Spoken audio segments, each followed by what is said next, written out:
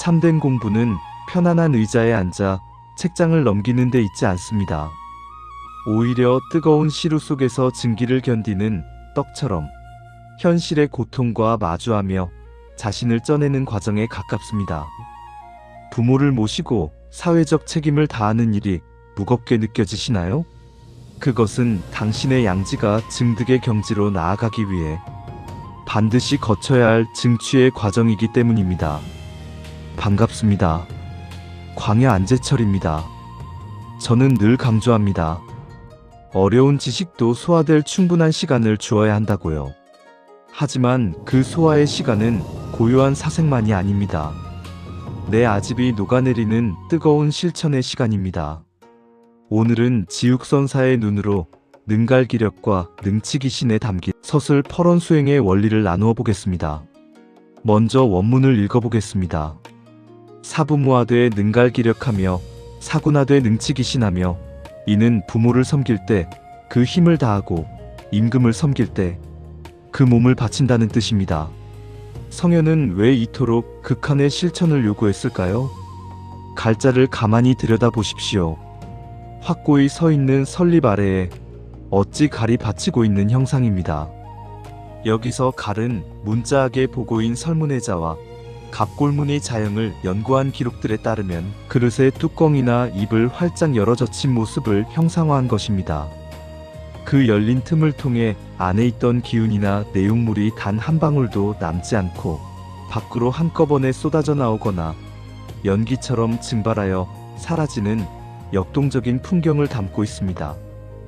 결국 갈이라는 글자는 내 안의 기운과 힘이 바닥을 드러내어 그릇이 텅 비어버릴 때까지 단 한 방울도 남김없이 쏟아붓고는 그 비워진 그릇을 든 채 망연자실 주저앉는 것이 아니라 오히려 그 자리를 형형하게 지키고 서 있는 고결한 의지를 형상화한 것입니다.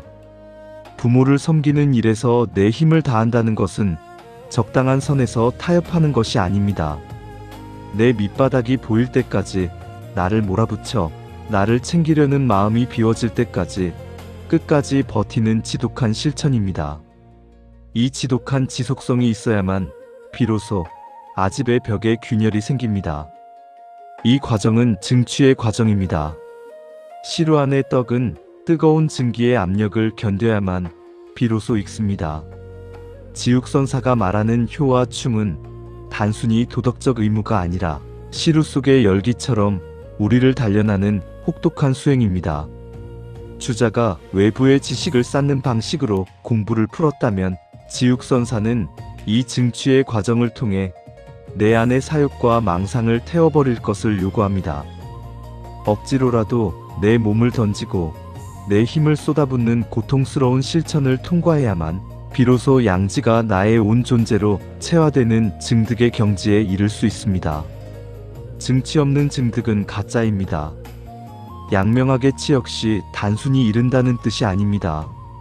내 안의 밝은 양지를 현실이라는 거친 바닥에 끝까지 밀어붙여 도달하게 하는 치열한 투쟁입니다.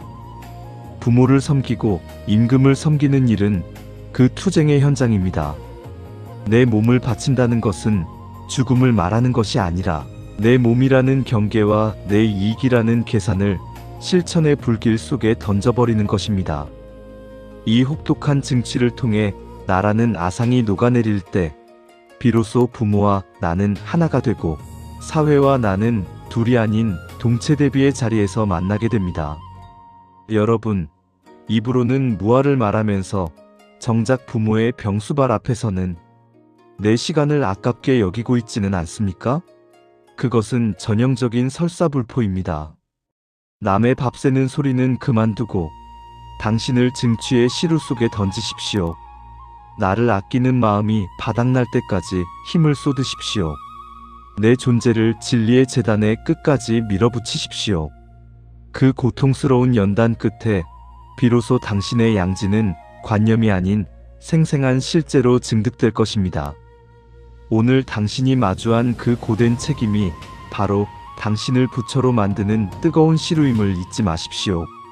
강건하십시오.